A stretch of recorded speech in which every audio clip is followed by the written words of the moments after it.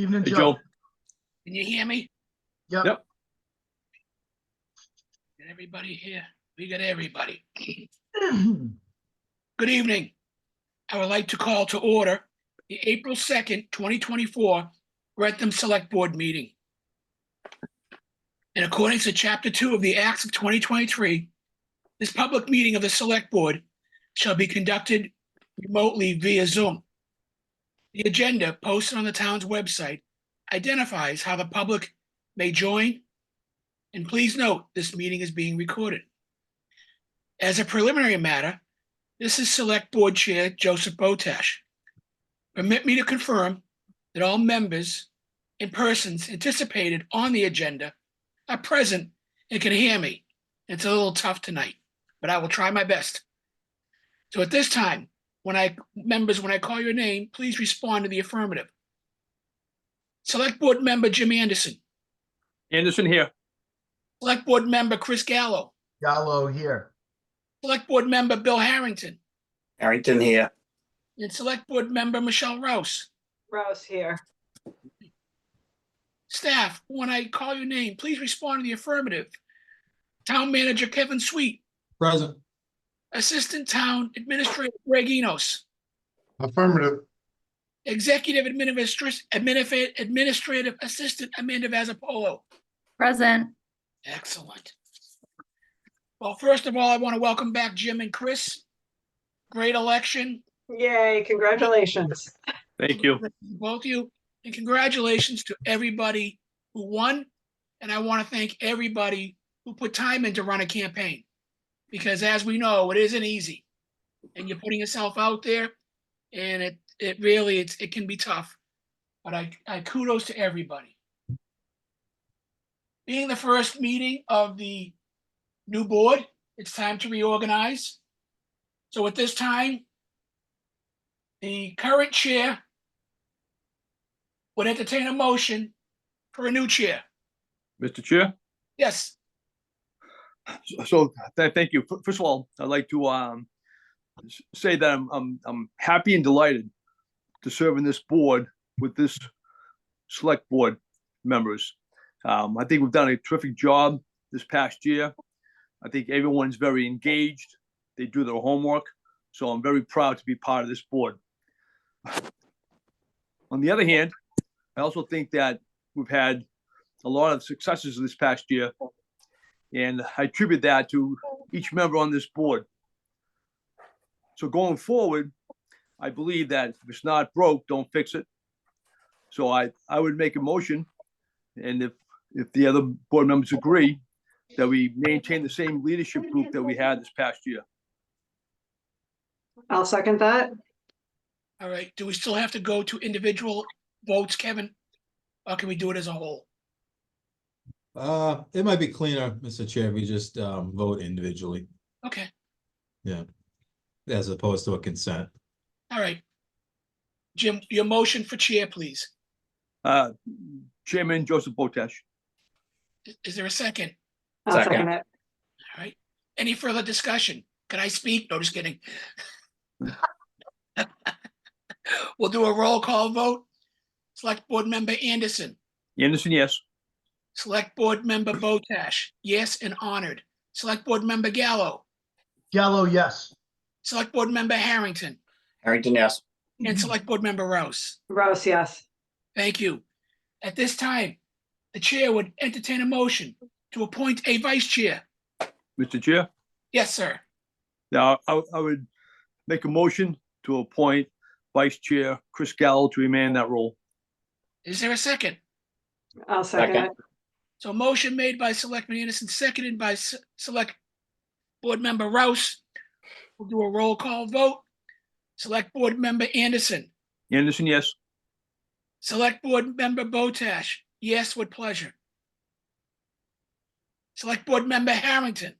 Harrington, yes. And Select Board Member Rouse. Rouse, yes. What about Do I get to? Oh, Select Board Member Gallo.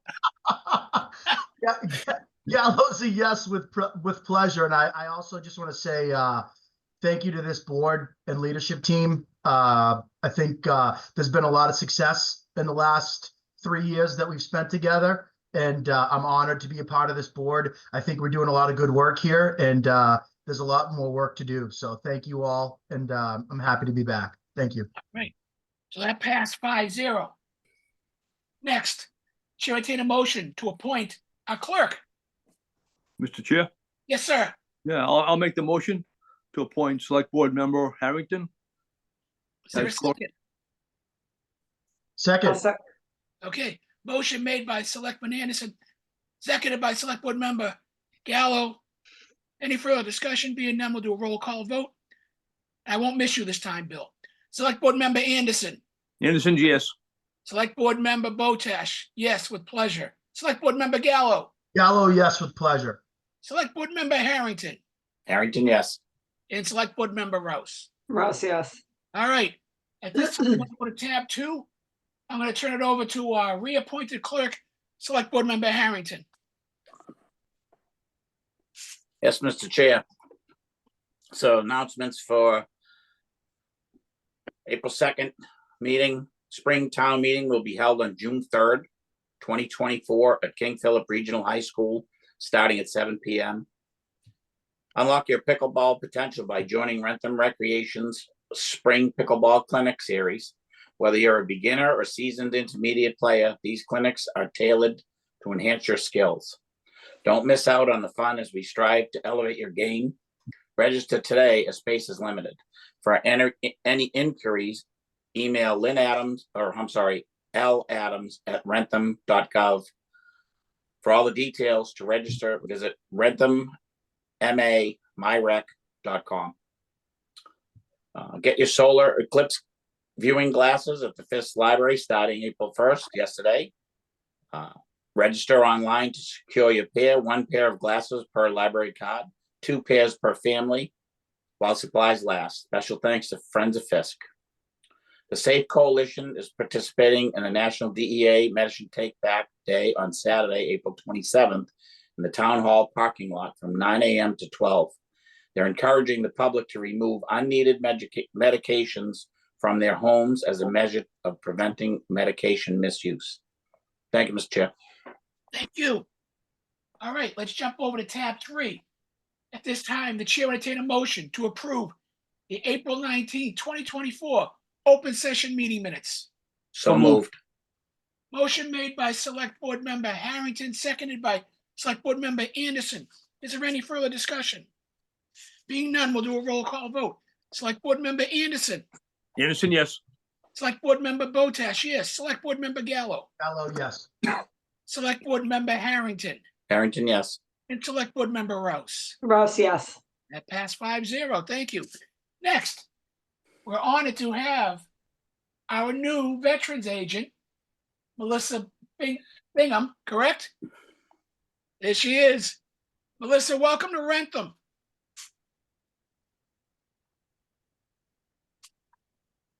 You're on mute. You're on mute. I go back 4 years. Hit *6. No, just kidding. No, I figured it out. It's just when you're on the, the phone, like trying to get the bottom tab to pull up again to unmute yourself. But no, it's nice to meet you all. I'm glad I could join this evening and see everybody. And already I'm getting going well in the towns, but I couldn't tell you who all I've met so far. I know that today I got over and I met with Greg and I got to Kevin, but still yet to meet with Plainville. But we'll get that one going, and I've got North Attleboro under good grips. And yeah, so look forward to working with you all. I understand. I can tell from your accent you grew up in Wrentham. So tell us a little bit. Yeah, definitely home of record.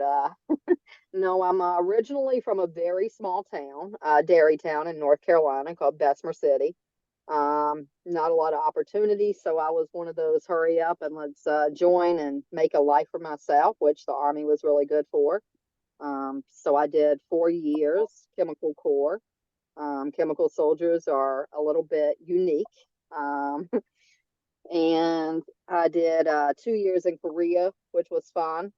one combat tour, and then somehow I've been stuck up here in the north, is what I call it, in the cold, ever since I moved up here after I got out of the army for to be with my wife, and ever since 2008, yes, I've been here a pretty good while, and I don't lose the accent.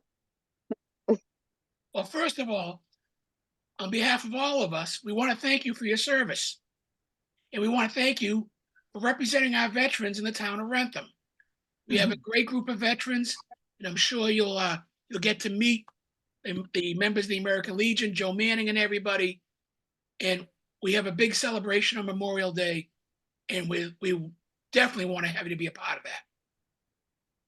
I am looking forward to it, and to let y'all know, I was trying to meet with the Legion today, but after I left the town hall, those guys were already gone. But I'll hopefully link up with them this week, and Nicole and I, which she's my admin, are already working on the planning and getting things in the works. So Excellent. All right, I'm going to open it up to the board to ask any questions. We'll start with our newly re-elected select board member, Jim Anderson. Yeah, thank you, Mr. Chair. So Melissa, I mean, Chairman Botash basically said it all, but I want to welcome you aboard. We look forward to working with you.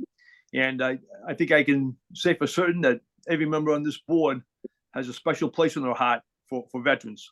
So looking forward to, a mutual admiration, and let's get some stuff done around town. All thank right, you. select board member Gallo. Yes, well said by all. Melissa, thank you so much. Great to meet you. Great to have you here. I love the accent. Don't ever lose it. And I think you're going to find that Wrentham is an awesome community. Great people who care for our veterans. Thank you for your service. And I was on the campaign trail, as Chairman Botash said, and I happened to have a pretty frank conversation with one of our veterans who told me we need to be doing more for our local veterans. And I agreed with him. And so I'm going to put you in touch with that individual, and maybe the three of us, through Mr. Chair and through Kevin and Greg, can see what this gentleman's needs are and see how we can be serving him and any of our other veterans better. So welcome. I think you're going to see we're an active board. We love to be involved. We go to everything, and we're excited to work with you. So welcome aboard, and I can't wait to get to know you a little better. All right, Thank- select board member Harrington. Yes, thank you, Mr. Chair. So welcome, Melissa. Look forward to meeting you in person. Thank you very much for your service, and I greatly appreciate what you did for our country and what you'll do for our veterans in town. Look forward to meeting you in person. Thank you. Thanks. And next is select board member Rouse. Hi, Melissa. Welcome to Wrentham. And again, thank you for your service. It's good to meet you face to face. And I was very impressed with some of the things that you did in Medfield and Walpole. So I'm really looking forward to see what you can do here in Wrentham and working with our veterans. So very excited to having you on board and working with you. Thank you. So I'm glad you're working on the parade. I will send you the lyrics to Let There Be Peace on Earth, because you'll be singing it this year. No, we're not going to sing this year.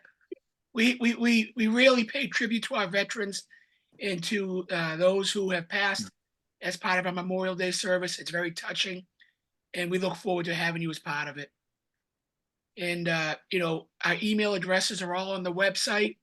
Please share yours with us, so that when Chris gets a veteran, or any of us, that we can reach out to you and put you in contact, because we understand veterans are what made this country who they are today, and we want to make sure they're given every opportunity they deserve. So we thank you. Enjoy your time with your family, and we look forward to meeting you in person. Thank you. Right. Next, tab 5. So Kim Shipler is resigning from the Historical Commission, and we received a letter. And I would ask our clerk if he could read it into the record for us. Yes, Mr. Chair, it's from Kim Chiplet, MLS, 351 Spring Street, Wrentham, Mass. Dated March 21st, 2024. Addressed to the Town of Wrentham Select Board, 79 South Street, Wrentham, Mass. Dear Select Board members, please accept my resignation from the Wrentham Historical Commission and from my position as the Historical Commission representative on the Community Preservation Committee. It has been my honor to serve on the committee for the past 7 years and to use my education and experience in libraries and special collections to do good in my community. My goal from the start was to create an archivist program so that all the items under the stewardship of the Historical Commission would be properly cataloged, preserved, digitized, and made searchable on an online database for Wrentham residents and the world to enjoy. While my goal is only partially complete, I feel that it's in the best for me to step away so that I may focus on both my role as the director of the Fisk Public Library and on my family. Thank you, Kim Chapala, signed and printed. Right. We have Kim with us here, who we want to thank for her time on the Historical Commission. And also, we want to thank Kim for the outstanding work being done at the Fisk Library. It is so great to hear positive things from families, from seniors, from everybody on the programs at the library. So we thank you. So at this time, the chair would entertain a motion to accept with regrets the resignation of Kim Shipler from the Historical Commission. So moved. Is there a second? Second. All right, so we have a motion made by Selectman Anderson, seconded by Select Board Member Rouse. Is there any further discussion? Being none, we'll do a roll call vote. Select Board Member Anderson, Anderson, yes, with regrets. Select Board Member Botash with regrets, yes. Select Board Member Gallo. Gallo with, yes, Gallo with regrets. All right, Select Board Member Harrington Harrington, yes, with regrets. and Select Board Member Rouse, Rouse with regrets. yes with regrets. Yes, with regrets. I'm sorry. That's Chair, all right. Mr. Chair. 5-0. Excellent. So once again, Kim, thank you, but we're glad we still have you in our community. So next, Ray Rose has been in front of us hundreds of times. Oh, I've been on the board 14 years, so it's probably been hundreds of times. But he is currently a associate member, and the Historical Commission has asked to elevate him to a full member. So we have Ray with us. And Ray, I know we've asked you when you became an associate. We've asked you all the questions, but I will put it out. The other board members, Jim, any questions for Ray? So no question, just a comment, Mr. Chair. First of all, I've known Ray for probably over 40 years. And he's a very hardworking man. And he's probably one of the most well-liked people in the community.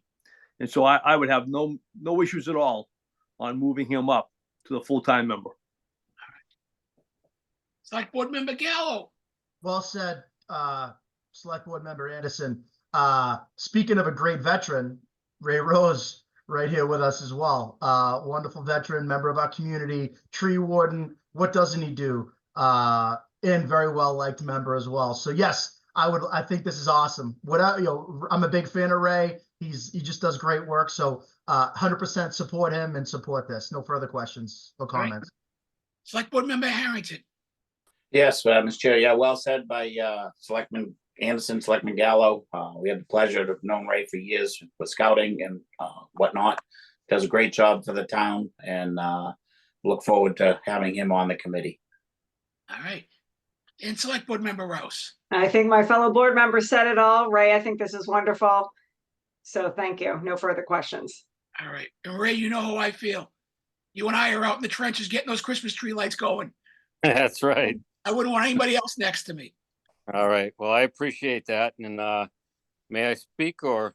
Go right ahead. Give me a break for a minute. Oh. Okay. I just want to say thank you for all the kind words. I feel very much the same about all of you guys, and I feel very honored to take part in the process of preserving and archiving all of the town's artifacts. And I really love the history of the town of Wrentham, and I consider it an honor to be able to preserve that history and to be able to communicate, with my fellow members on the commission and with the public and with all the other committees. So I just want to say thank you very much for giving me this opportunity, and I really very much look forward to doing that. Right. Well, thank you. And Jim, he's not the most popular guy. I think he's tied for second, but I'm not gonna tell you who he's tied with. Well, thank you. I appreciate that. I think it was Chris. Chris Buckley. Hey, listen, Mr. Chair, through you, if he decides to run for select board member, I'm not going against that guy, so. And speaking of historical, I see Tom Maloney has joined us, who is a member of the Historical Commission, and also newly elected planning board member. Welcome, Tom Maloney. Thank you, Mr. Chairman. I appreciate it. It is, however, with a heavy heart that I heard the news tonight, even though I knew it was coming, about Kim Shapala. So she's breaking our heart by leaving. But Ray's been on the commission for a while as an alternate member, and he's great. And we have a few things planned. In fact, we emailed something today about a joint project between the Open Space Committee and the Historical Commission regarding Nuck Up Hill, the old ski area that was up there. Yep. So anyway, lots going on with the Historical Commission and all of it good. And Excellent. thank you for the congratulations. I look forward to serving on the planning board. Thank you. All right. At this time, the chair entertains a motion to appoint Ray Rose to the Historical Commission for a term effective immediately and expiring on June 30th, 2026. So moved. I can't put everyone down for making the motion. So, Ladies before gentlemen.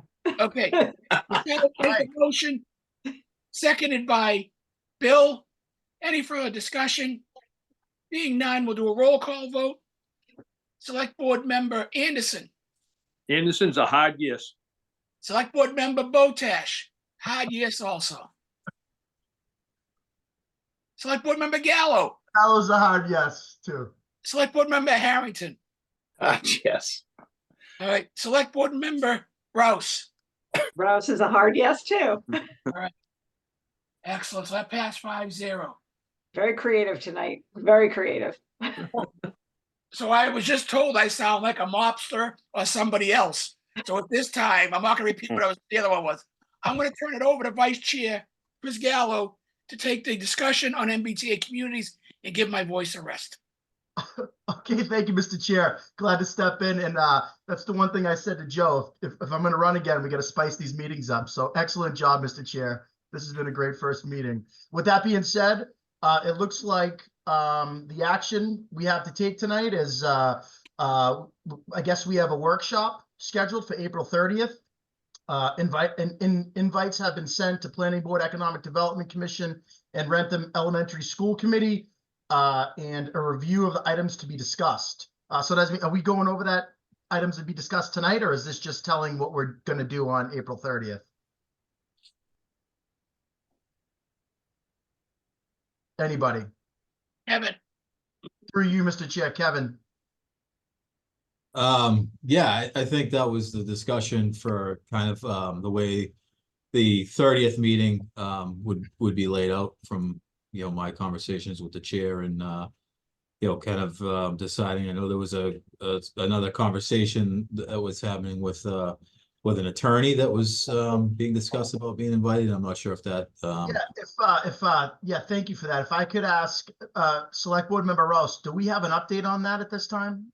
We do. So I reached out to Mike Walsh, who has been pretty prominent in talking about kind of working with different towns and sharing his perspective on the state's mandate and understanding the legal aspect of it from his perspective. So I reached out to him because I know he has been going to different towns and doing a presentation. They did get back to me saying that they're looking at possible dates. They mentioned April 18th as a possible date. So I said that we're having a meeting this evening. We'd be discussing what possible dates would be. They like to do it in person because of the presentation, the ability to ask and answer any questions that come up. So I'm throwing it out there to see what the feel is at. I don't know if that's something that we want to do on April 30th with the different committees there. So we have a larger group and invite anyone else that would be interested in hearing this perspective or this information. So I just open it up to see how we want to go forward on that. Michelle, would he be open to doing April 30th, or is it? I don't know. There's a few of them that could do it. He said that you just let me know and then they can go from there. So I can throw the April 30th out there. I mean, my feeling, obviously, will of the board. My feeling would be it would be great to have him come present to as many people as possible. Especially if we're going to have this joint meeting on April 30th, which looks like it's a Tuesday. Is that a regularly scheduled meeting for us or no? Kevin, no? No, that's a special meeting, because there's 5 Tuesdays Oh, yeah. in April. So that, I mean, that would be my preference, I would say, to get as many people from planning, economic development, as many of the general public that would want to come just hear what this gentleman has to say, as I firmly believe, I think the rest of the board members do as well, but firmly believe it's our duty to investigate, like we said, any and all aspects of this zoning, the legality, the constitutionality. And I don't think so far, we've heard from someone like this. I think it'd be a very interesting presentation for us, one that I know a lot of people would be very interested in hearing. So if he could do the 30th, I'm going to open it up to the rest of the board members at this time and get their opinion. Selectman Anderson, what are your thoughts on this so far? So I concur with you, Vice Chair Gallo. I think the 30th would work. My only question is this going to be live or is this going to be by Zoom? And what time are we looking at? So in his memo back to me, I'm sorry, Mr. Vice Chair, but in his memo back to me, they do prefer the live presentation. I think that since they've been doing this, the interaction, the questions that come up, I believe that the flow is just better to get as much information out there as possible and answer questions. So I do believe it would be live. I'm thinking, I don't know if like the high school, like what venue? A high school might be a good place to do this. Again, I open it up to other board members, and in terms of time, I would go with a 6:37. Yes, Select board member Anderson. Yes, Mr. Vice Chair, I was actually thinking, going live as well at the high school. I thought that would be a good, because this way we can fit a lot of people in there. Yeah. All right, thank you. Select board member Harrington, what are your thoughts? Yeah, I agree. I think it should be a live meeting. I think the 30th would work fine. I'd also like to, in the review of the items to be discussed, I'd like to have the other planning board, economic development, Wrentham Elementary, I'd like to have some information on, their concerns about impact. And the impact to the community, and it, as opposed to just being a one-sided discussion with an attorney about the legalities. I want to hear from the communities on what their feeling is with regard to the impact it's going to have on the town and the services that we're required to, that we gladly provide. Well said. Also, I think we also discussed the assessors as well. If I'm not mistaken, we discussed inviting the assessors to see what their thoughts were as well. Selectman Botash, I'm trying to save your voice, but what do you think about this? Well, to answer Bill's question, I've had conversations with school committee chair, Phil Jordan. He has prepared a whole packet of cost impacts to the elementary school of what this would do over a 10-year period. So he's prepared to present that to us. So we do have that. I'm fine with the 30th. I apologize, Joanna. I told her it would probably be Zoom. It's going to be live. So I think live would be the best, knowing that the presentation and the back and forth with the attorney would probably be better, more engaging. And I think it would be a better format, whether it be Wrentham Elementary, Wrentham High School, but to find a venue that can accommodate, because I think we're going to get a good sized crowd. Yeah, well Good, said, good. Mr. Chair. And I would concur with the group. I think that date works fine. The time, 6:30, 7 o'clock, Michelle, whatever we can, whatever they can accommodate, and whatever venue. I like the idea of the high school. I think we could have a packed house. I love the idea of all these other, committees coming as well. And I think we listen, I know it's the board's will. We just want to show our residents that we're doing all the due diligence possible to make educated give them educated information so that they can vote appropriately when the time comes. So Absolutely. any Um, further discussion? The other thing so just to follow up, I will ask how long generally that presentation runs. So then we will set how we'll run that meeting. Does he go first? And then we have, then we get to our other committees so that they can move. They're coming from Linfield. It's good Yeah. distance. So I want to be, aware of that. And so I'll find out that information. I'll see if the 30th, works for them and then confirm. And also, make sure we have the venue and then get back. And Kevin, that's awesome, Michelle. Thank you. And Kevin, you're okay. Could you reach out and see if the venue is available for us, or could you have a man to do that? We'll confirm with KP administration and get back. We'll reach out to them tomorrow. All right, Thank you. awesome. Thank you, guys. Thank you, everybody. Relating to this topic, before we move on, does anyone have anything else that they'd like to discuss? I do, Mr. Chair, if I could, just an update. One update I have, we did receive back actually yesterday from Mass Housing Partnership. We had submitted a request for either an extension or additional grant funds to help support doing a fiscal impact analysis. They have denied that. They're not awarding us any additional technical assistance with regards to that. The rationale behind, or reasoning behind that, is that they intentionally did not include economic impact studies in their menu of service because they don't feel that it provides meaningful information in the context of 3A. Unlike for a specific project, they claim there's absolutely no predictability about what will get built, when it will get built, etc. And the cost, the fact that they're expensive, and that Wrentham has already received $40,000, and they can't justify paying for a third grant before other communities have received a first grant. So that's just coming in. Obviously, any opportunity we can get outside funding sources, that's our first preference.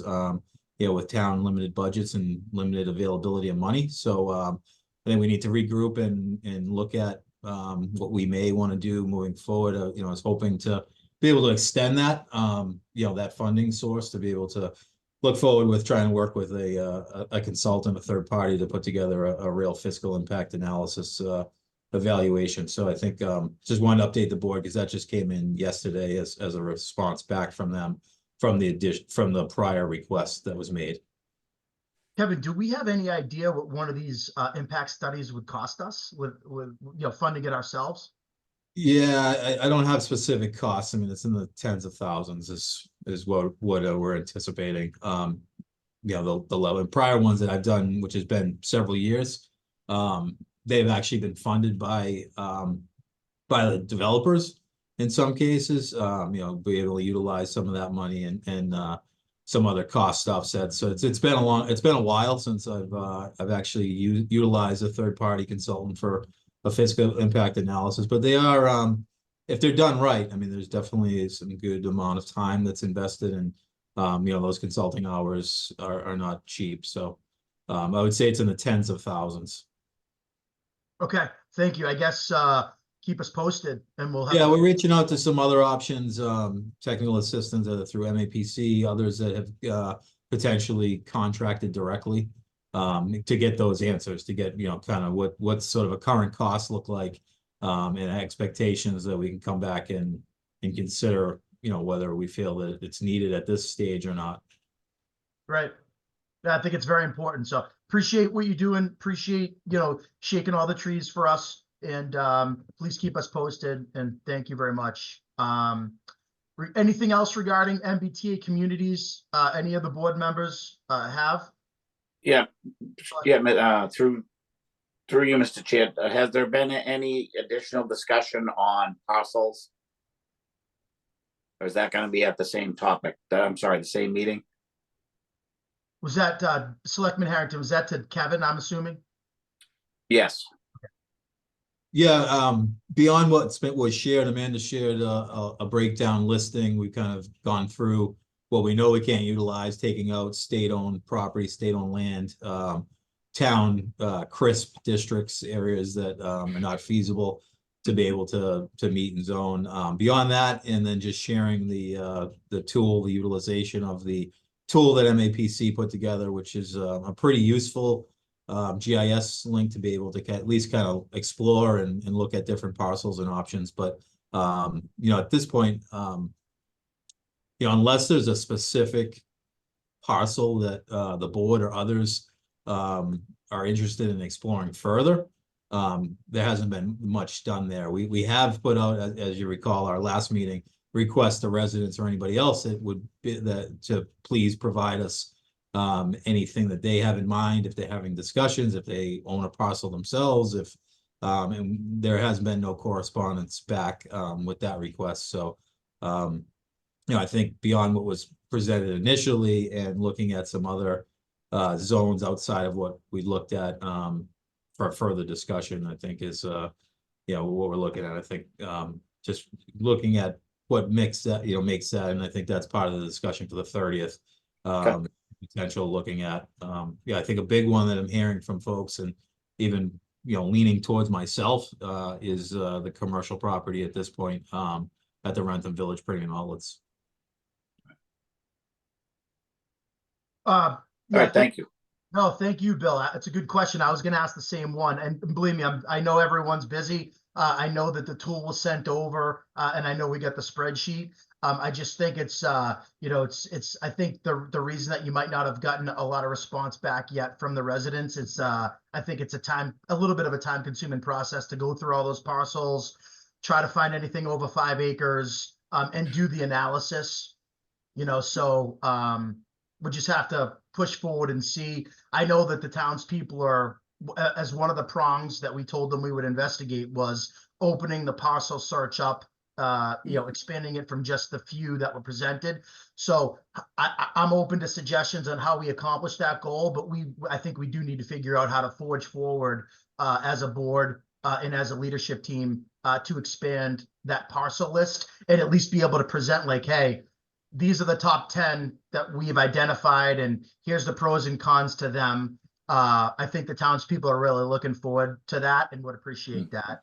And I'm open to other comments from the board members as well on said topic before we move on, if there are any. I think you've said it eloquently.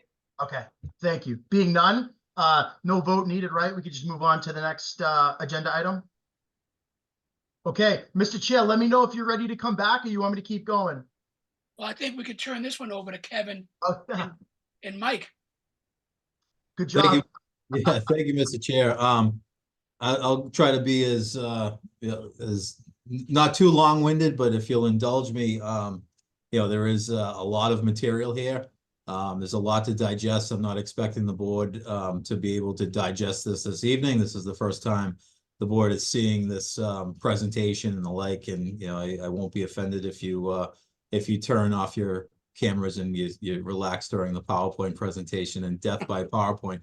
But before we do jump into that, Mr. Chair, I'd like to take a second of executive privilege while I have the floor and just thank our residents in the community for yesterday's vote and support related to the debt exclusion. The debt exclusion for Tri-County, I think, it passed about 64%. I think I just want to thank the residents for recognizing the importance of that vote and for the long-term vision and recognizing, looking at a 30-year, at this rate, 30-year payback on something that, I think that the vote that was taken and passed, really illustrates the ability of the town for future years and long-term planning to be able to maintain the level of services that we've come to enjoy. And the level of municipal services and education that have been provided. So I just wanted to take the opportunity to acknowledge that because it is a direct budget impact and direct budget driver, particularly in future years. Not so much FY25, but it is it is important to take that into account. So thank you to everybody that did come out and vote and support that. And I think, I know speaking for Dr. Cameron as well, I think, we both from as far as administrative leadership, appreciate that recognition. And I think will be able to help us continue, as I said, providing the level that we've been able to maintain as it stands now. Kevin, can I just say this too on that note? I just want to say kudos to the residents. I know the board members feel the same way. I think it was 12.9% of registered voters came out to vote yesterday, which for us, it was like 1,200 people, which I think was one of our better turnouts. So I know civic engagement is always a problem, but I was encouraged by that, and I think our town clerk and our volunteers did an amazing job. I mean, they were there at 6 in the morning, if not earlier. And when I left at 9 o'clock last night, they were still there. So also kudos to the residents who voted. Kudos to all these people. I think as a town, we're firing on 8 cylinders here. So it's great. Yeah, agreed. I did have a chance. I attended a town manager administrator meeting of the 11 communities today at Tri-County with the superintendent. Their team just on a project update and as well as the budget update from their end and their perspective, it's moving along. They'll be looking at, kind of getting ready for awarding projects and getting, still looking at options for banning and long-term borrowing and the like. But one thing I do want to share is we did get a lot of excellent kudos and feedback on the, even though short time, the messages that were presented by the town of Wrentham. The school superintendent was very impressed with the level that we broke it down and the explanation that we were able to provide, which I think helped, helped our residents understand what we were asking for. So thank you, especially to Amanda and to Mike King with some of that wording and language and back and forth, and as well as Greg with getting that out. So we did get a lot of kudos about that. Just as a note, on the same day yesterday, the town of Seekonk had a ballot question and it failed.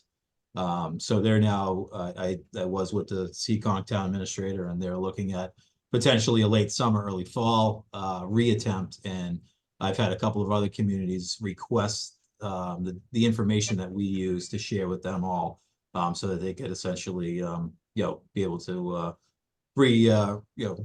reutilize some of that effort and work that we did. So yeah, just wanted to acknowledge them, and I think that had a lot of direction onto the success of that vote. So, all right, let's jump in to the budget, and I will share a screen. And before, hopefully everybody, let me pull that over on mine. Sorry, it's not in front of me. Everybody, where are we? Sorry, way down here. Everybody see this? Yes, sir. All right.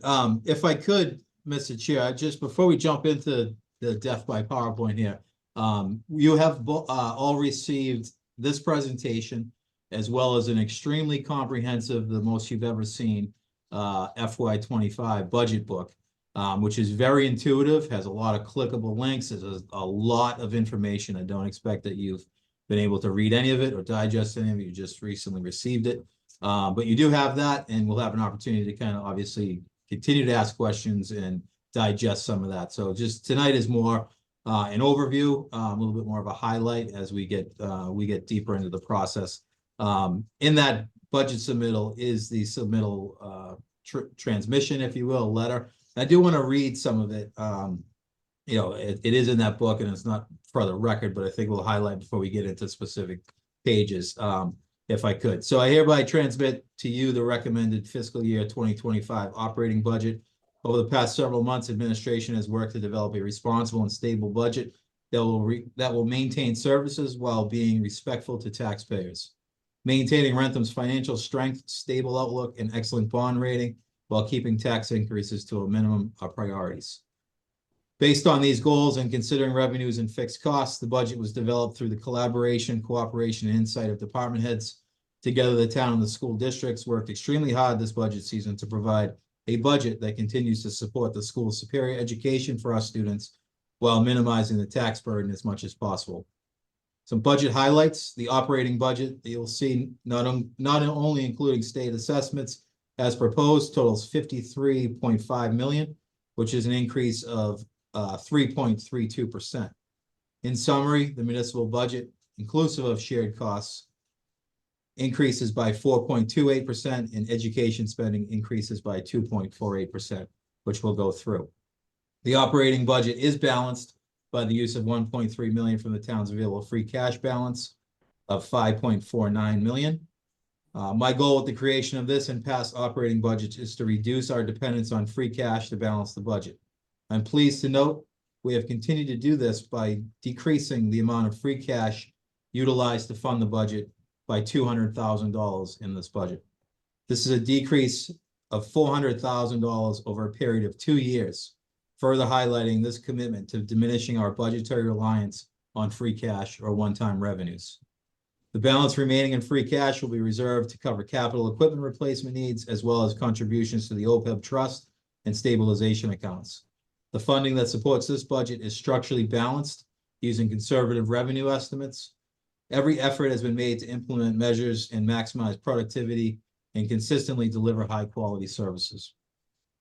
Education remains the town's largest expense commitment at 52.68% or 53% of the general fund expenditures.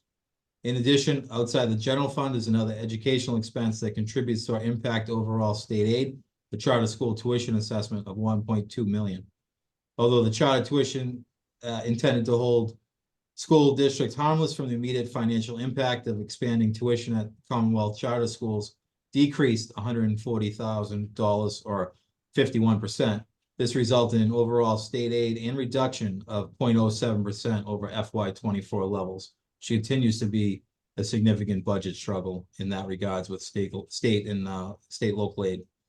Fixed accommodated costs include pension, OPEB, debt service, payroll taxes, unemployment, health benefits, building and liability insurance, and snow removal, or snow and ice, totaling 9 million or 17.36%.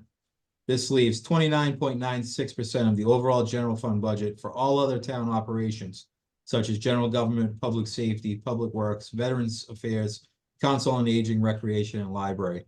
Our staff have worked tirelessly to provide high-quality services to the residents of Wrentham, and in this budget, every effort is made to maximize the productivity of our organization and deliver services within available resources. New for FY 2025, I'm excited to present to you a new budget document format to facilitate our goal of creating greater transparency around town spending. The FY 2025 budget document strives to adhere to the high standards of the Government Finance Officers Association, GFOA, Distinguished Budget Award. It includes departmental descriptions, clearly stated goals and objectives, both accomplished and planned, performance metrics, and a multi-year look back of FTE employee counts. This new budget document will be a work in progress that will be improved upon each year in an effort to provide additional information to support the budgetary figures and analysis. The anticipated time for submission of this Distinguished Budget Award, we anticipate after town meeting vote in June and getting this budget submitted to GFOA in August. I would like to thank the Select Board for their leadership and guidance. I want to recognize the department heads for their professionalism and thoughtful budget presentations and their dedication to our community.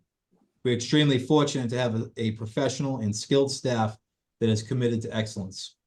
I do need to single out our budget team, especially Finance Director Michael King, Town Accountant Christine Dupras, and Assistant Town Accountant Emily Kelly for their invaluable assistance in helping me prepare this budget.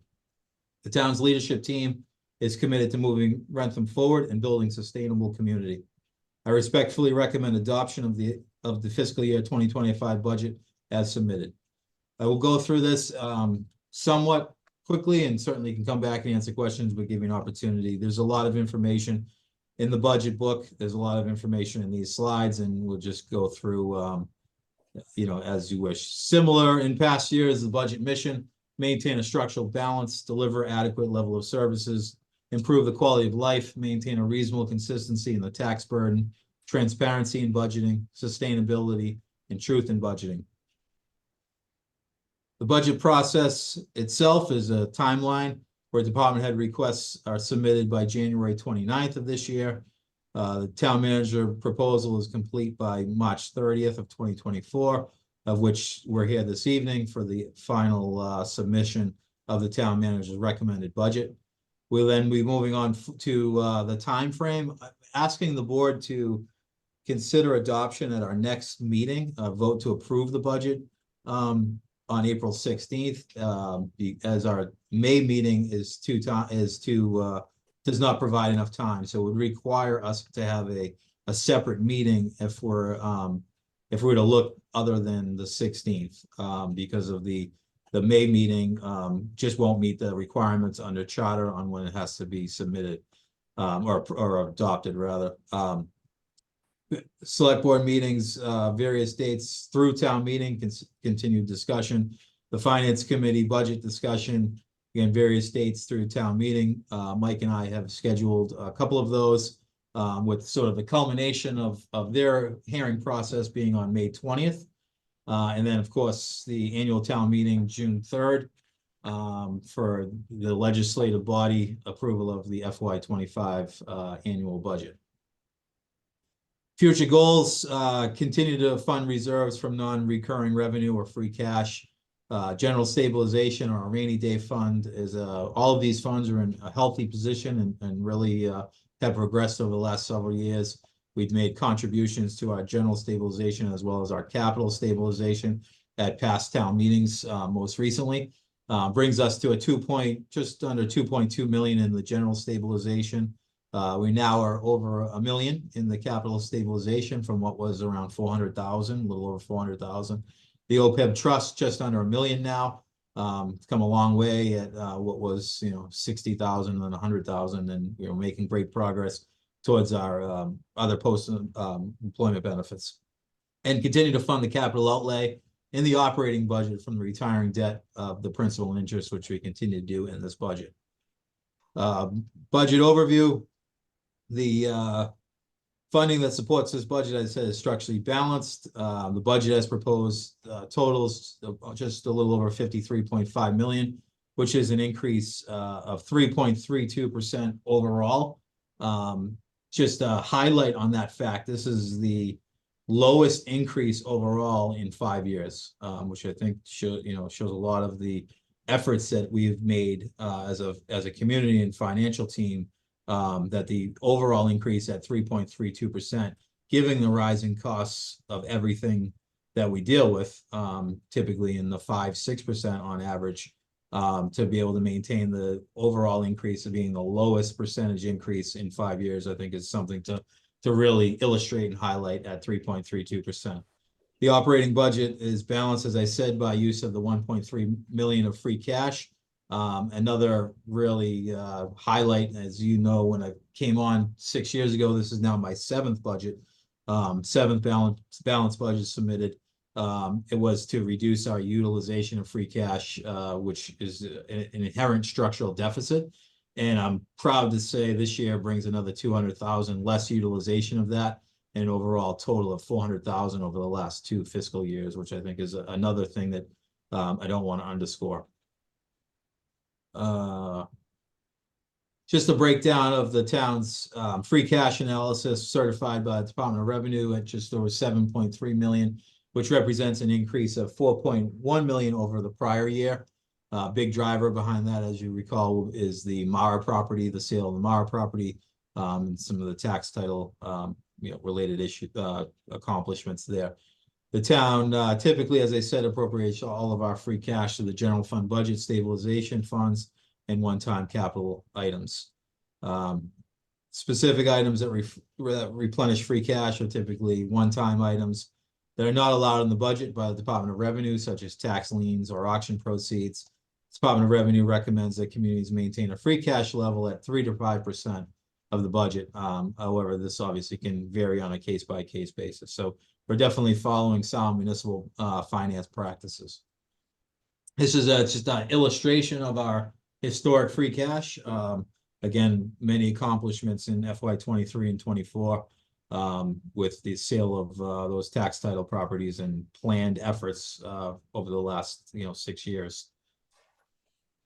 Budget sources, as far as revenue summary, there's a lot of detail. As I said in the budget book, what you'll find is the budget book has all of this in much more detail, breakdown, there's spreadsheets, clickable links, understanding of what exactly I'm talking about.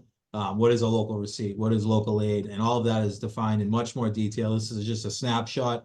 Obviously, from a revenue summary, the majority of our revenue is from real and personal property taxes, local aid or state aid, local receipts. There's a transfer of indirect charges from the water enterprise. There's an offset of transfers from other funds, including the ambulance, cemetery septic. The ambulance accounts for essentially the majority of just over $1 million of that entire amount. And then, as I said, the utilization of free cash at 1.3 from 3 years ago at 1.7. Those that are visual learners, looking at you, Chris.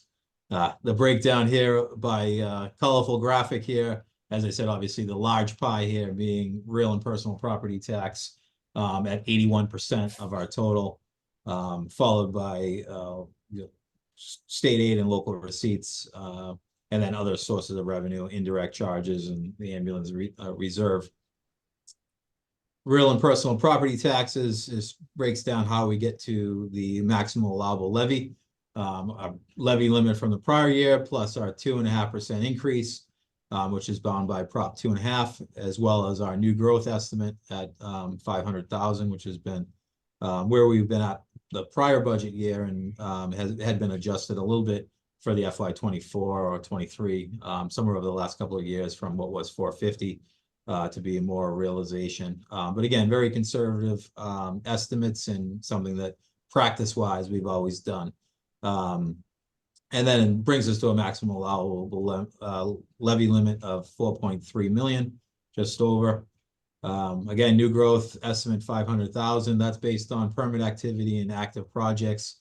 As I said, those are conservative and projected at approximate the prior 5-year average.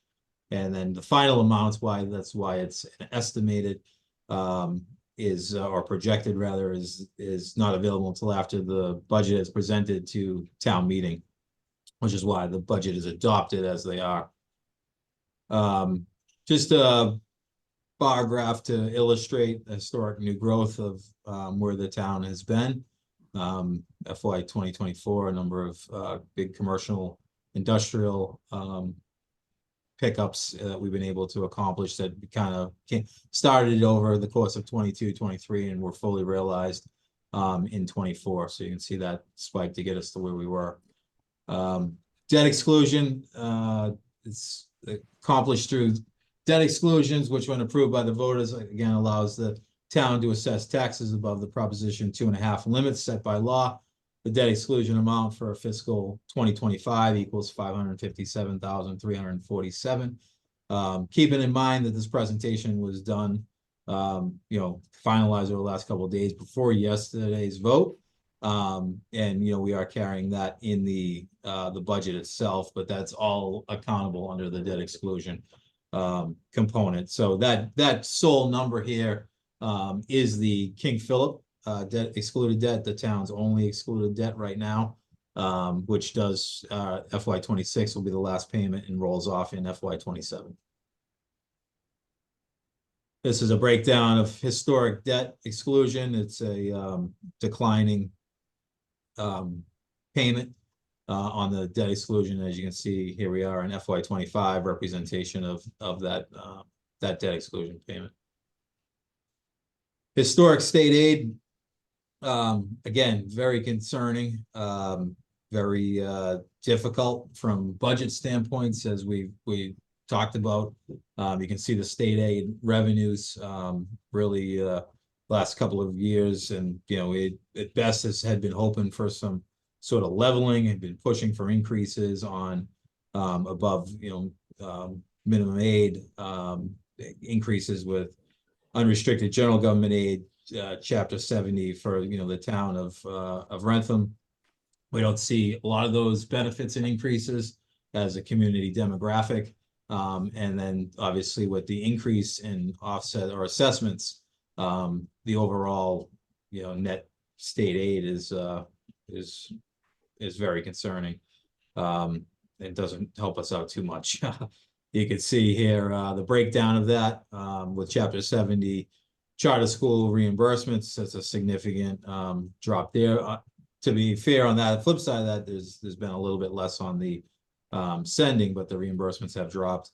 The unrestricted general government aid, minimal increase for us, 34,000. Veterans benefits and the pilot offset, the pilot offset total, bringing us to state and county assessments from the prior year at 1.6 million and just over 1.5 million for FY25. Local receipts breakdown. How do we get to that 3.4 million? This is what makes up our local receipts. Big component of that is motor vehicle excise at 1.9 million, penalties and interest, payment in lieu of taxes, the town's pilots, licenses and permits, just over $500,000, fines and forfeits, investment income we've been doing pretty well on. That did see a little bit of an increase for pulling together FY25 revenue, utilizing the 100,000 for investment income. That's a good number. Other charges, solid waste, some of the pay to throw revenue that comes in there, as well as other revenue or reimbursements related to rentals and GATRA and the like, making the total receipts at 3.4 million. Indirect charges, we talked about those on the enterprise fund. For the water enterprise fund, includes administrative fees for accounting, the treasury collector, the administration, IT, data processing, town labor council, as well as employee benefits. So there's obviously increases every fiscal year associated with those, and the indirect charges are reflected to reflect that at 689,000. Ambulance receipt was transfers from other funds is it's very healthy. These are the ambulance receipts reserved for appropriation fund that are transferred to the general fund to subsidize the cost of ambulance services related to firefighter paramedics, as well as capital repairs or replacements, which are charged directly to the general fund within the fire department appropriation and is utilized to help subsidize those offsets. The $1,040,000 is the same ambulance receipt reserve for appropriation that was utilized in the FY24 budget, but the ambulance revenue is coming in very healthy. We have a good reserve built up in there, and things are very positive as it relates to our ambulance billing.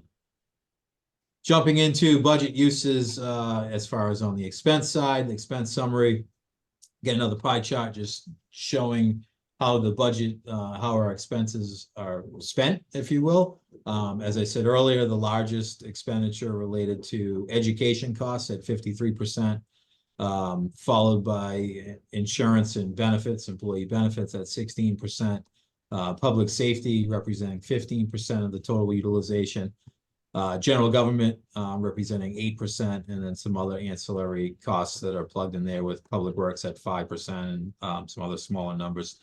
Gives you a picture by percentage how the overall amount of money is allocated and used on the expense side of the budget.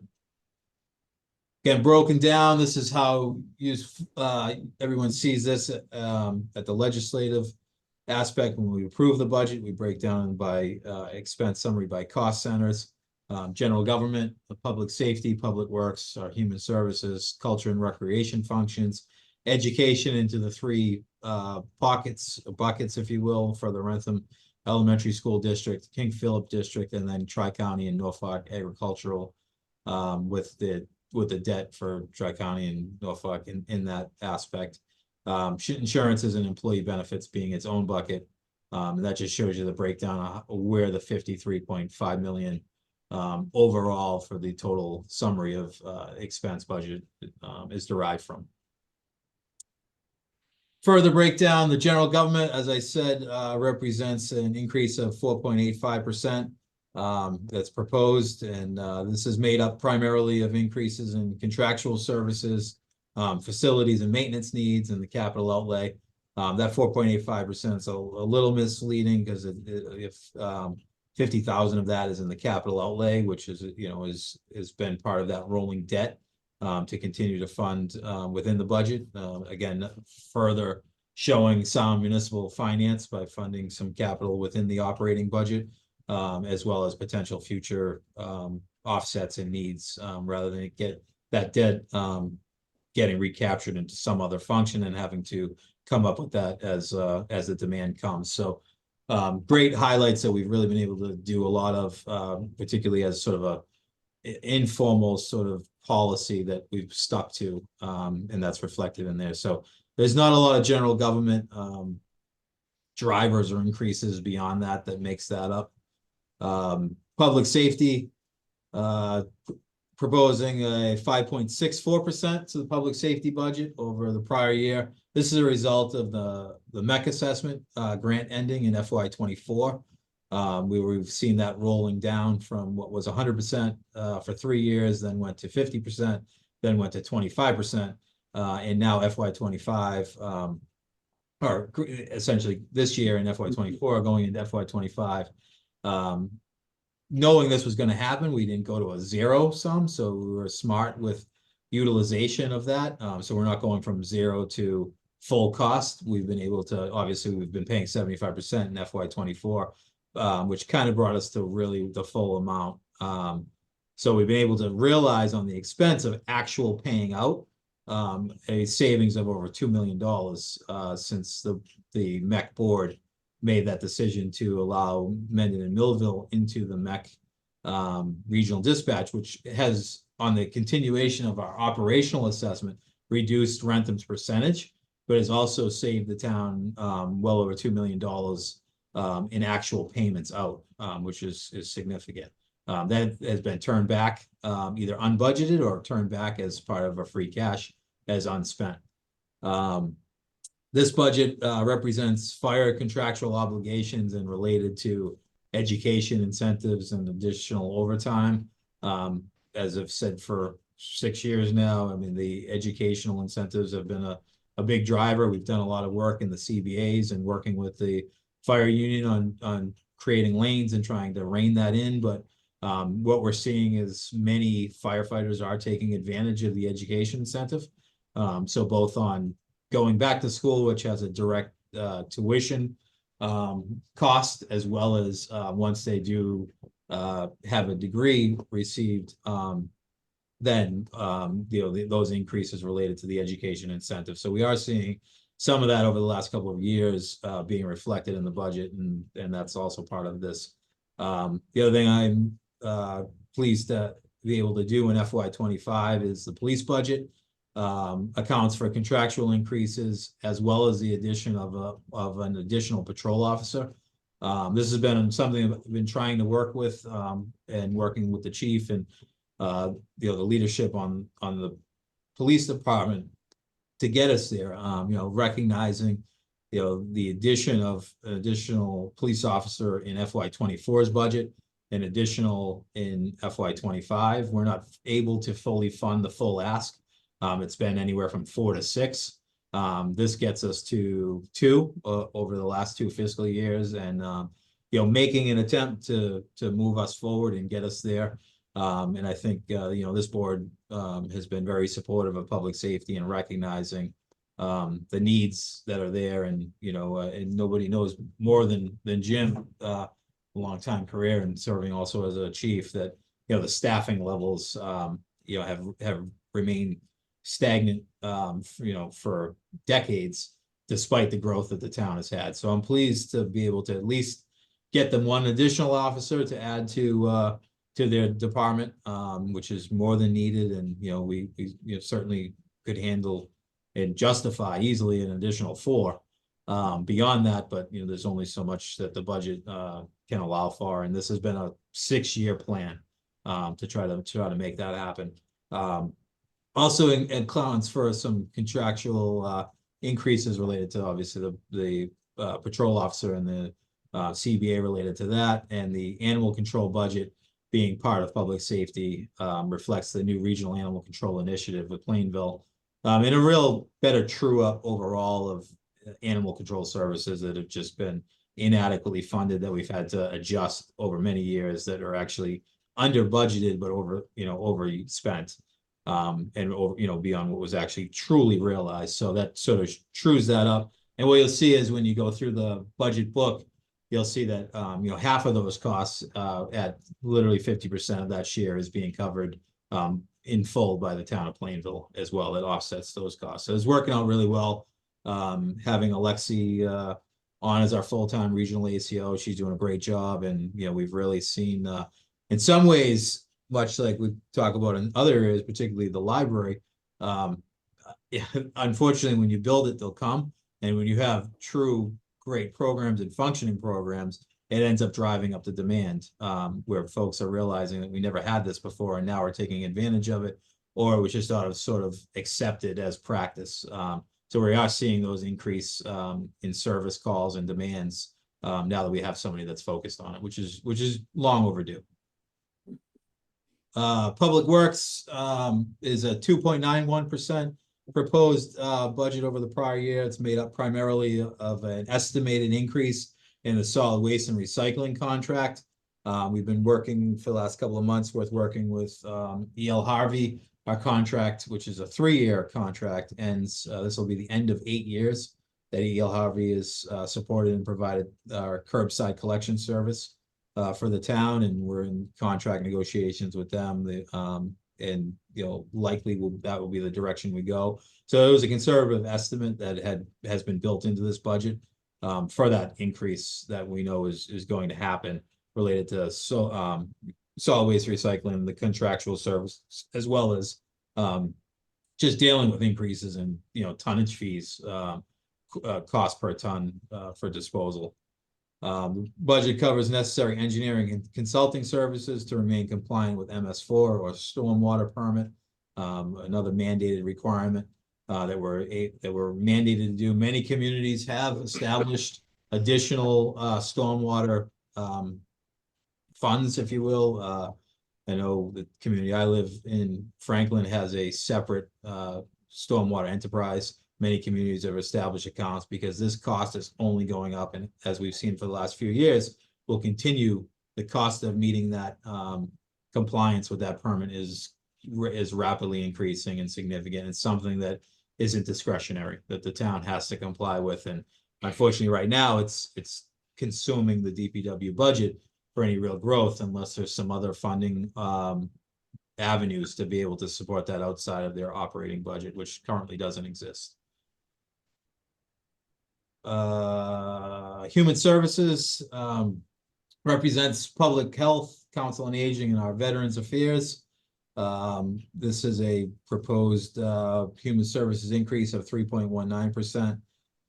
The budgets for the Human Services functions have remained relatively flat year to year. One thing to highlight is we have explored and have been continuing to explore regional opportunities. In 2021, I formed the Public Health, Medicom Public Health Alliance, which is a collaboration among Franklin, Norfolk, and Wrentham to provide public health services and programs for the member communities. We've seen a significant enhancement in the service delivery and capacity that we had from what was contractors and independent consultants to really being able to drastically improve our public health services through this, resulting in millions of dollars since from grant funding in the Public Health Excellence Grant that we've been able to utilize. So to really enhance and support public health programs and supplement, not supplant, but really bringing us to where we need to be as a community at no real increase to the taxpayers of the community, which you'll see further in the budget book as well. Culture and Recreation represents 7.15% increase. It's made up primarily of contractual wage increases along with additional investment in the library personnel, including the additional part-time coverage in an effort towards increasing library operating hours. There was significant more requests that were made by the library budget requests, and I think the library trustees as well as the library director under Kim have recognized a lot of opportunity that hadn't been come to fruition over many years, and opportunities to really expand and utilize the library and expand the utilization of the library services. So the demand is there and showing up, and this will allow them to be able to add some additional capacity hours to the opening, which it is limited. If you look at the breakdown around the region, we have significantly less hours of open library operations than Norfolk, than Millis, some of those, other communities around us. So that gets us a little bit closer towards increasing those library operating hours. For instance, Mondays is only open 3 hours. So great programs and things happening under Kim's leadership there. Education, proposed 28.1 million overall for the education budget. It reflects 2.48% over the prior year as a whole for the education budget as a whole. The education cost center includes 4.5 million for the Wrentham school operations, which is an increase of 4.25%, which, to put a little perspective on that, that's the largest percentage increase year over year in over a decade. Their requests came in, I think, at 5.75, to be able to get them to a 4.25% this budget year, because I don't think that future budgets are going to be able to accommodate for that, and to be able to continue to fund the elementary school budget and maintain the elementary school budget of where they're at. I think, this is a great number for them. It's not what they had requested, but I think ultimately, as I said, this is the most percentage increase that they have seen and be able to realize in over a decade. And then to add to that, some of the benefit that we were able to get us there is we were fortunate enough on the King Philip budget, the KP assessment of 12.1 million in total, being a negative assessment for the town of 0.45%. It was actually a little bit over 8%, a positive percent increase, but when you factor out the debt piece, the capital piece of it, it ended up coming out to almost negative 0.5%, if you will, more than the prior year. The Tri-County vocational assessment is 10.78%, or 137,000 more than the prior year, and the Norfolk agricultural assessment is 11.81% more than the prior year. Those sound like larger percentages, particularly with the Norfolk agricultural assessment, being 72,000. Percentage-wise, it's extreme, but they have a much substantially less budget overall. But the vocational assessment costs, we've seen over the last several budgets continue to climb. And I don't see that going away, particularly with a new school coming online. The data has shown, we witnessed it, we've seen it in fruition with the charter school when they built the new charter school in Franklin. We've seen the demand go up. Anytime when Franklin High opened, we saw a demand shift back. And I don't think that this would be any different. I think we'll probably continue to see the demand, and particularly if a new school coming online in 2027, 2027 school year start, that I think we'll start to see. I wouldn't anticipate that our enrollment overall, the projections are still capped at 1,000, so a maximum of 1,000 students, and each sending community that represents the 11 are priority before they go out to. They do have some representation of outside sending communities as well, but the priority is to the 11 communities that make up the Tri-County operation. So I would anticipate that will continue to be a number to look at. Again, just the comparison pie chart chunk, the Wrentham Elementary School for 14.5 million, King Philip just under 12.2 million, Tri-County 1.4 million, and then Norfolk Agricultural total at 72%. You can see the breakdown here as far as the comparison. one thing to note, and it's asterisk down here, is that the town budget includes the employee benefits and insurance for Wrentham Elementary, unlike the KP being its own district. So that representation is, as far as what the cost to educate a student is not fully realized in that breakdown, because there is a significant amount of accommodated costs that the town covers, in addition to those benefits related to workers' comp, related to unemployment, and a number of other areas that are not captured within the Wrentham Elementary School budget that are part of the town's and absorbed on the town side. So anytime we see increases to retirement that are non-teachers, increases to, obviously health insurance being a big driver, and a lot of those OPEB and related costs are borne by the town operations. We're getting there. Debt service represents the principal payback and interest costs associated with the town's bond issuances. Proposing a decrease of 16%, which is a good thing. It's in line with the fixed amortization schedules provided by the town's debt advisors. And again, good sign. The town, comparative with other communities of our size and makeup, our debt borrowing history and the amount of debt we have, we're fortunate that we don't have a significant anchor like some communities do, and really are a real hindrance, particularly with the tax rate. So it's a good sign, that debt service rolling off and continuing to decline for now.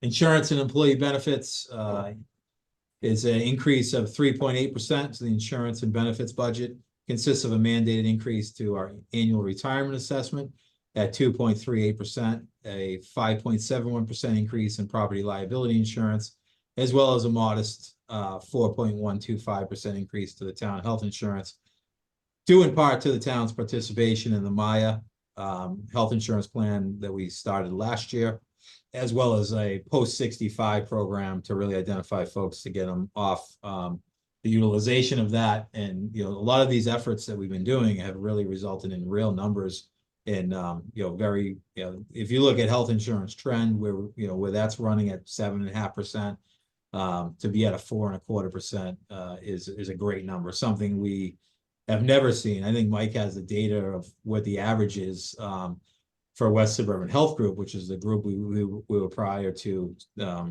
last year, was in for many years, a significant double-digit increases and high, just under, high single-digit number percentage increases. So, I think those efforts have really paid off, and the decisions that have been made related to that have really resulted in true dollar savings that the town has been able to realize.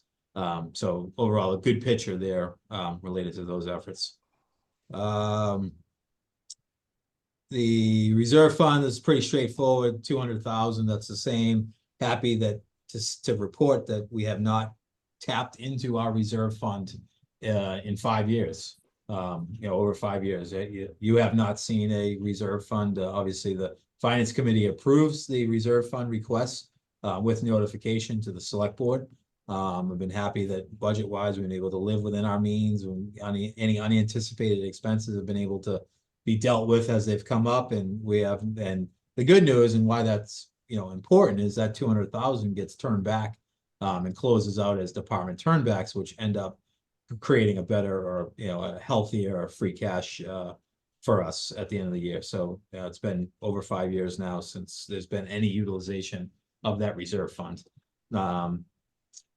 Again, we talked about the state and county assessments. They're assessments beyond the control of us and assessed annually by the state. That accounts for 1.57 million from the governor's initial budget proposal and is reflected as a net to our revenue, which you saw earlier in the presentation as an offset, and then the capital outlay for capital projects that are budgeted within the general government. So conclusion, I know that was a lot of information. Moving forward in an affordable and sustainable manner, responsible spending plan, maintaining quality services, emphasis on increasing bond rating and financial policies, continue to pursue regional opportunities, conversations, open to anything that's going to continue to maintain or improve services that we're able to provide at a lower cost, as well as developing long-range capital plans with switching from what had in many prior years been really focusing on getting our facilities up, recognizing our facility costs, our projected facility costs, O&M issues, replacement costs. I think, we've done a great job over that, and really kind of switching our capital plan with really an emphasis on infrastructure projects and really looking at the town's infrastructure projects overall. This board has talked about, obviously our big cost infrastructure things related to buildings, related to roads and sidewalks, related to our water master plan, which is part of the enterprise fund, but part of our overall capital plan. And looking at those costs, how do we get there? How do we start chipping away at some of that, knowing we're not going to be able to write a check overnight? So a lot of discussions on long range capital plan. Mike King, our finance director, I have put over the capital improvement planning. Mike's done a great job with that, with the facilities director and capital planning director having left. That has been restructured, and having somebody that has the experience and really knowing where the funds are. Mike's done a great job with that. We will be presenting a capital plan as well as in cohesive with the free cash recommendations at our first meeting in May. So you'll see that capital improvement plan and our free cash recommendations as we get into town meeting articles and that, like, it's scheduled for our select board meeting for the first meeting in May on that. I'm going to close this. I'm going to stop sharing and jump back. I know there's a lot of information there. I just want to reiterate, we have spent the last really 4 months of putting a lot of effort, and the finance team's done a great job. And I think this is the best budget in my 20 years in municipal government, and certainly my last seventh budget with Wrentham, that we've really put together a budget document I'm very proud of, and a lot of that goes to the efforts of the team that's around me. So happy to answer any initial questions you may have, and obviously what I'd like to ask, hopefully we can get to a point where we can approve the budget at our next meeting in the next 2 weeks, given an opportunity. Both myself and Mike are obviously available to meet, talk about. If you want to send emails directly to us as you go through it, if you have questions that come up, absolutely please do that. We're here to answer those questions. And I think it's very, as I said, very intuitive. There's a lot of information, and I think that's a big selling point of it. This stuff is foreign to a lot of folks, and really understanding it's complex on what makes it up.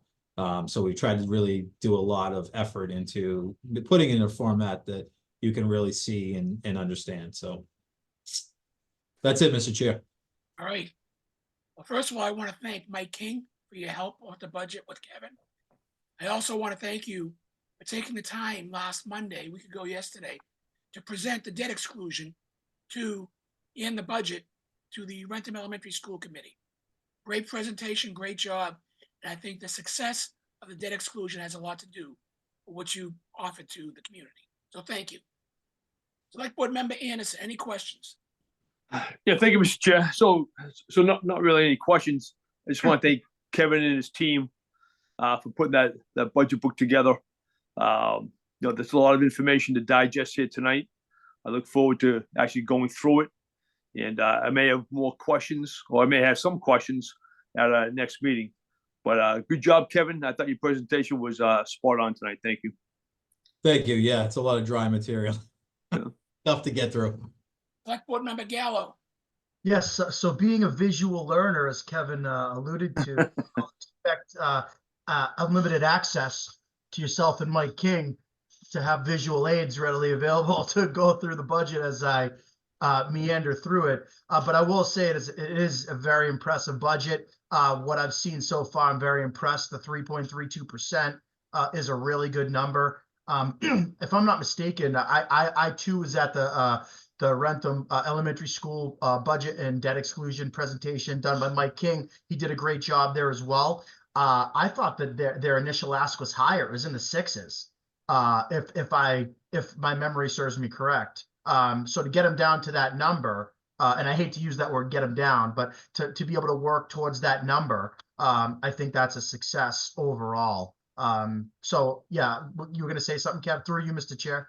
Yeah, no, I think, what we actually, like, we didn't, they never actually finally did take, I think the final what was presented was initially when the budget process, which when we finally got was at 5.75%. I think there was either a budget subcommittee number that was a little bit higher.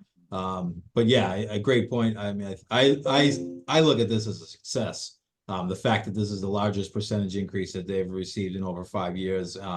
It's, what I can tell you is we've had $1 million in asks that remain unfunded. So to get them at a number that's been the highest percentage increase that the elementary school has received, and as long as they have, as well as there's asks all over that remain unfunded. We got to balance a budget. We have to make decisions based on priorities of the town and where we're at. There remains the delta of what's presented to a balanced budget versus what has been requested overall. This is $1 million of discussions.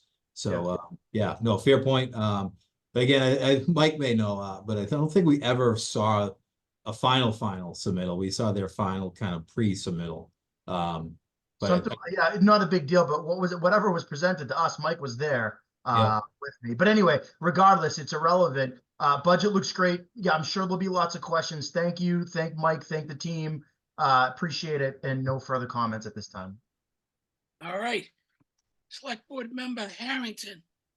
Yeah, very excellent job, excellent presentation. Having been on the Finance Committee and Capital Planning before, this is clearly the easiest presentation to understand in a great many number of years.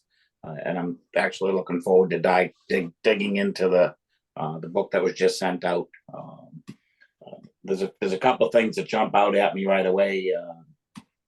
There's no point in getting into great big discussions about them, but there's clearly we've got to fund our public works and public safety. We've got to come up with a way to get their budgets up. Public works is clearly underfunded, as is public safety. So I don't know where the numbers will come from, but that's something that I think as a board we should work on. And appreciate all the hard work you, Mike, and Greg obviously did to present this, and look forward to digging into it with you. Thank you. Right. Select Board Member Rouse. Yeah, I think at this time, there's no questions. I certainly have to dig into all the information, but Kevin, thank you. Thank you, Mike, Greg, and all the department heads and all the hard work that went into getting to this point. Really appreciate it and look forward to digging more into the information presented. All right. I want to thank you both. I think when I started here 14 years ago, we had a 32-column ledger sheet done in pencil. So to see a presentation with visuals is very helpful. Yeah, was that the 180 one that was presented by the acting town administrator? No. The acting town administrator in 2018 did a great job. He was phenomenal. Thank you. He was phenomenal. I think I inherited that budget on Valentine's Day. Yeah. I remember distinctly looking at Jim. I said, "Where do we stand on the budget?" It's all right there. But yeah, no, Jim did a great job keeping us afloat. That's why I say this is really my 7th budget in 6 years as far as presented. I literally actually had done a budget completely and then walked in a week later to to do another budget. So it's there's a lot there. There's, as you said, Ms. Chair, 185 pages to kind of digest and go through. Some of it is some narrative stuff that's just in there because it's good contextual information, but it's also required under the GFOA distinguished budget. So that's why that is in there. But it's all good related information. Just so if folks are asking or wondering, particularly, so as we've done prior, this kind of has been a working budget until the board approves it. And then after the board approves the budget, it gets sent off in accordance with the Finance Committee to present a similar presentation to them, review and ask questions in their capacity as an advisory board. But it's after the select board approves the budget. And then ultimately, the Finance Committee is required to make a recommendation one way or another before the legislative body. So we'll be sharing that after, as we move forward. Let's move on to the town manager's report. I don't have anything further, at this point, Mr. Chair, unless there's any questions. Jim, any questions? No, Mr. Chair, thank you. Chris? Not at this time, Mr. Chair. Thank you. Bill? Not at this time, thank you. Michelle? I'm all set, thank you. All right. At this time, I'm going to share my responsibility one more time and turn it over to Select Board Member Anderson. Thank you, Mr. Chair. So I'll spare your voice and I will ask for permission to adjourn this meeting. Is there a second? Second. Second, Okay, motion made by Select Board Member Anderson, seconded by Select Board Member Gallo. Do a roll call vote. Select Board Member Anderson, Anderson's a hard yes. Votash is a soft yes tonight. Gallo, That was a yes. Harrington, Harrington, yes. Rouse. Rose, yes. Thank you, everybody. The meeting is adjourned, past 5-0. Hopefully, the voice will be back next meeting. Well, hopefully for me, you guys probably like this. Rest Very, up, Joe. Rest a lot of up. fun. Spicing it up, Joe, spicing it I up. love it. I love it. Good night, guys. Good night, guys. Thank you. Have a good Thank night. you. Thank you. Bye-bye.